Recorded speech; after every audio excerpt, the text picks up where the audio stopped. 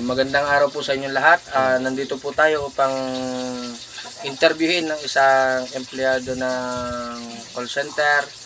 At siya po ay nasa larangan ng, anong larangan niya na call center ang iyong tinatrabaho? Non-voice or yung more on typing test. At meron po tayong 10 katanungan na itatanong sa kanya about sa salitang Filipino. At ang una po nating katanungan is, gaano kadalas ninyo ginagamit ang Filipino sa inyong trabaho o disiplina?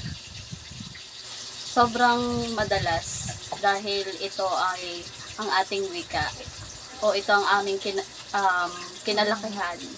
So kahit kami ay nagtatrabaho sa call center or international yung aming kliyente, kami ay nag-uusap pa rin in Tagalog words kasi mas nagkakaintindihan kami doon.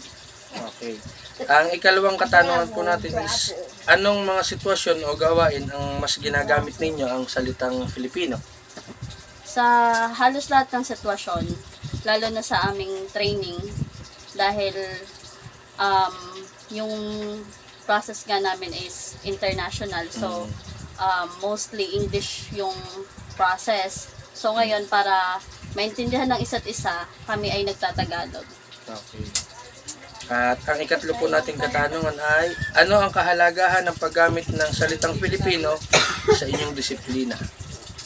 Sa amin, dahil kami isang Pilipino, sobrang halaga ng ating wika dahil mas naiintindihan namin, mas nagkakaliwanagan, at yun nga, dahil kami isang Pilipino, mahalaga na ang pagdidisiplina ay sa Tagalog din natin para mas nauunawaan kung bakit dapat ito gawin.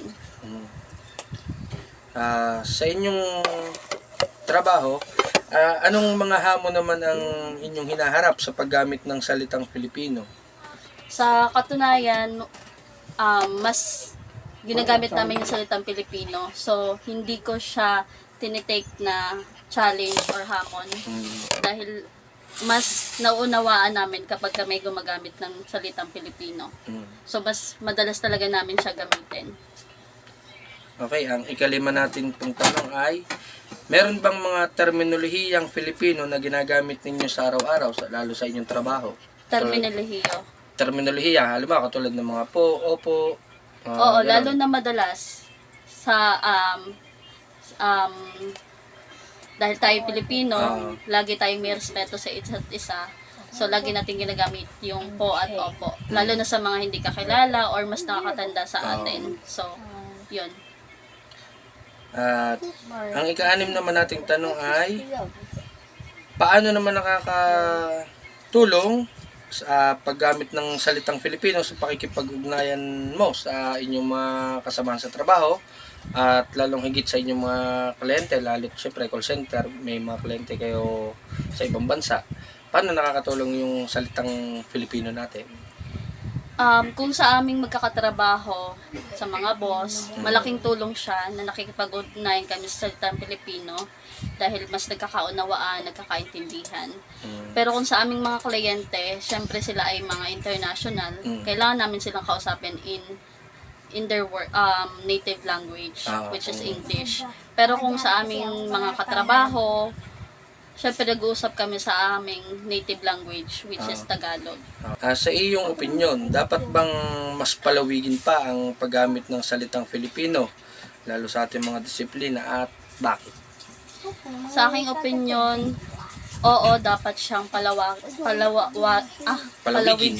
palawigin pa. Dahil ito ay ating wika. Kumbaga nga, dapat natin tong mahalin. At doon din tayo nagkakaunawaan. So, sa akin, mas mahalaga na palawigin pa siya.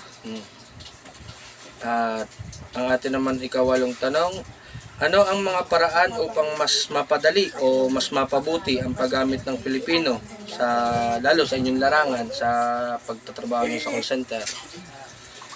Ayun, sa trabaho namin, mahalaga talaga siya dahil lalo na mga Pilipino din ang mga nagtatrabaho. Mga katrabaho so, niyo.